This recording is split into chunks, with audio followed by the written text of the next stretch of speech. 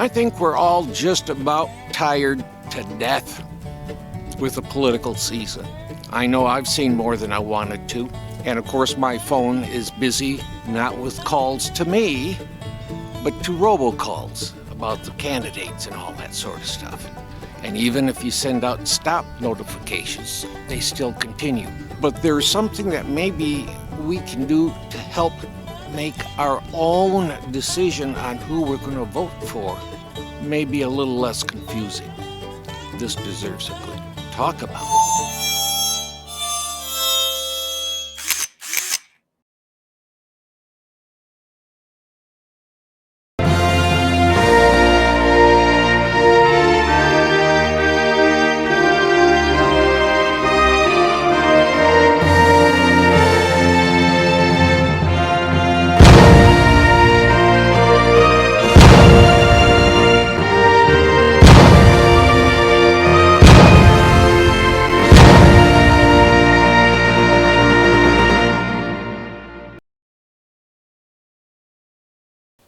Hello anyone, I'm Scott Payne. They called me the old farmer.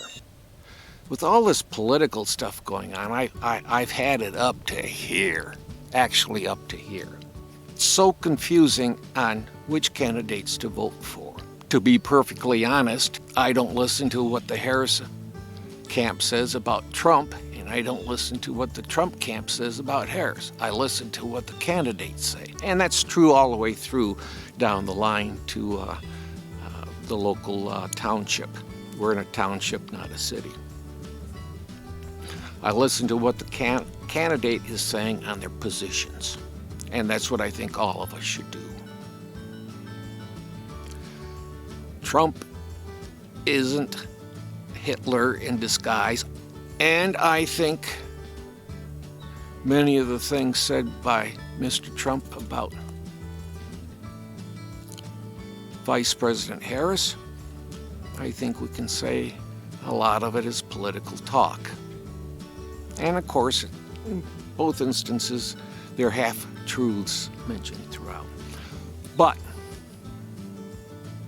there are too many times people state opinion as fact. And that's not a good idea. When they do, first of all, I get annoyed, then I get angry, and then I stop listening to that person. Doesn't matter who it is. There is a difference between stating, hey, this is my opinion and this is what I believe. There's nothing wrong with that. When you say an opinion in a fact-based statement, then that's different. A good example was, or is, depending on where you're at, it has been an example in the past in the community that I lived in. The act that was passed by City Council should have been enacted this week, but the court stopped it. Well, that's an opinion piece right there. That's absolute opinion. There was a problem. The court says there was a problem. So it should not have been enacted by the basis of the court. So by saying should have been enacted, this act, and it doesn't matter what it is an opinion piece and should not be part of communications on radio, television, or the print media, unless it's encapsulated into an actual thing that says it's the opinion. In other words, let's say it's TV. Let's keep it simple. The only time you should hear an opinion on television or radio is with an actuality. In other words, someone sticks a microphone in front of someone and asks a question, and the person comes back and says, well, I think we should do this and this and this and this. That's okay. That's stating in news actuality. That's stating the opinion of the person, and that's okay. But if you're giving the news and you say, I think this person is right, and you're giving the news, then that's wrong. And I think most of us agree with that opinion I just stated. So we have a way of looking at things. And I should say, if the news person wants to state an opinion, they should step away from that particular article or news thing and say, okay, now this is my opinion on this piece of news. And it's only my opinion, or it's the opinion of the station or the newspaper or whatever. But you flag it as opinion. It may be good, it may be bad, the opinion, but it should be stated as an opinion. There are words that can clue us in that we're getting opinion. In fact, I think I found 312 that could trigger us if we hear that, or if we see it in print, or hear it, whatever. When we come across these words, we should put a flag in that this may be opinion rather than fact. And of course, surveys are crazy about that too. 75% of the people think the world is round, 25% think it's flat. I'm just making up numbers. It doesn't matter how many people think this or that on it. The fact is, the world is round. So an opinion piece that shows, that asks how many on this and how many on that, they have to be very careful on their surveys. And this is why I've stopped taking surveys. I used to go through and critique surveys on the phone when they called me and rewrite their questions for them. And I'll tell the survey giver that I'm sorry, it's a biased survey and it's invalid right now just from the question. I know news is trying to get eyes, whether it's print, television, or ears on radio, or on the internet. I know they're trying to get as many views as possible. And that's why you see the network doesn't care anymore. The 3 major networks and PBS, 4 major networks. Heck, I don't know, 10 major networks. And the print and radio. They just want people listening to the advertisements that surround the product that they're serving. And I think it's going to bite these organizations in the backside. I really do. I just heard, I forgot where I heard it. It might have been on Fox News off the internet. It could have been one of the other places, but they were showing an article that was on the internet that ABC News is up 1 or 2 points after the debate they did with the presidents, the candidates for president. However, what they failed to say is that it was less than what it was same time last year. And if you think about it, and this is what they said, so I'm just repeating, it's not my opinion. The hurricane was going on, so of course people are going to tune in and check what's going on with the different networks when there's an emergency going on. So the networks want war. They can get more money selling advertising. So we, as the public, left, right, middle, upside down, right side up, backwards, forwards, whatever your view is,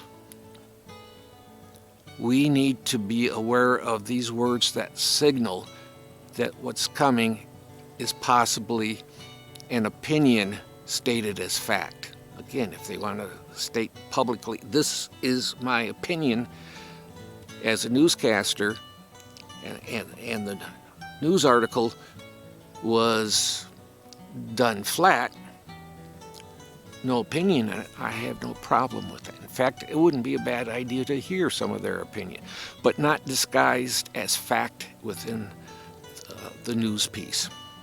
So what do we need in a news piece? Doesn't matter what it is. Talking about an open house, a garden that's demonstrating their flowers or whatever it is. Who, what, where, when, and why. And that's it. No more, no less. If there's an opinion in it, it's the opinion of someone that you interview with a microphone or with quotes around the statement.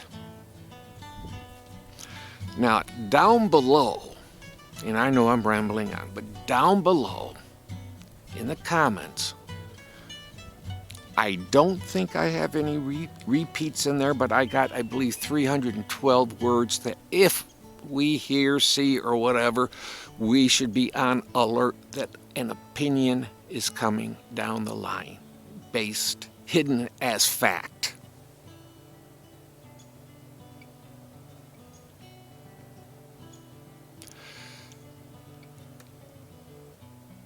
And then we can help protect ourselves from the stuff that is opinion, that's rolled into news. So let's take a look down below, all of us, and if you can think of any, go ahead and leave it in the comments, would you? In fact, what I'm going to do is I'm going to pin the words to the top, the words that I have that could be used in an opinion way. When we must do this, well, no, we may need to do this, but we don't have to do it in most instances. And if you think of any words yourself, please put them in, okay? And then maybe together we can all start backing off these news organizations and start demonstrating to them that we're not going to take this crap anymore. Who, what, where, when, why. And if you can't stick to that, then we're not interested in what you have to say.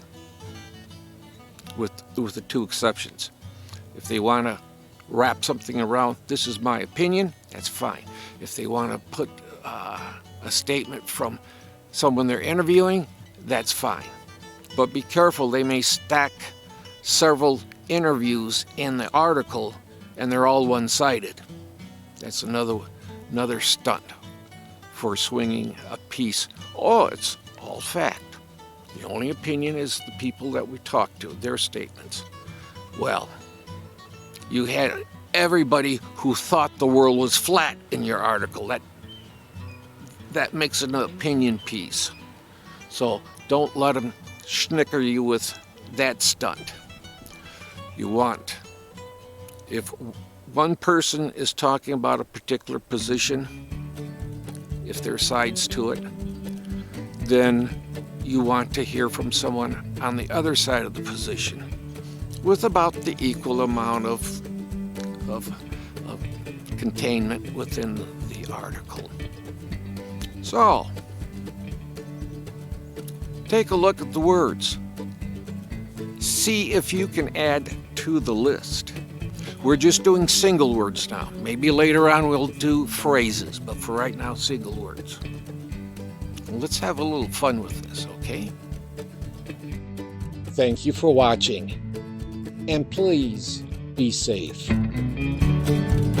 We'd sure appreciate it if you could subscribe and leave a comment. You know how YouTube behaves. They won't believe you watched a video unless you leave a comment. Also, it would help if you ring the bell and do a thumbs up. As you know, if I find a good channel, I pass it on to you. So if you think it's appropriate, it would sure help if you passed us on to your closest 10,000 friends and family. But above all, give a helping hand to someone today. It's the best gift to give. It'll make you feel good too. Don't forget to click like, subscribe, share, or ring the bell buttons on the Original Old Farmer channel. We enjoy reading the comments that you leave, and they do help the channel, so keep them coming. And once again, thank you for watching The Original Old Farmer.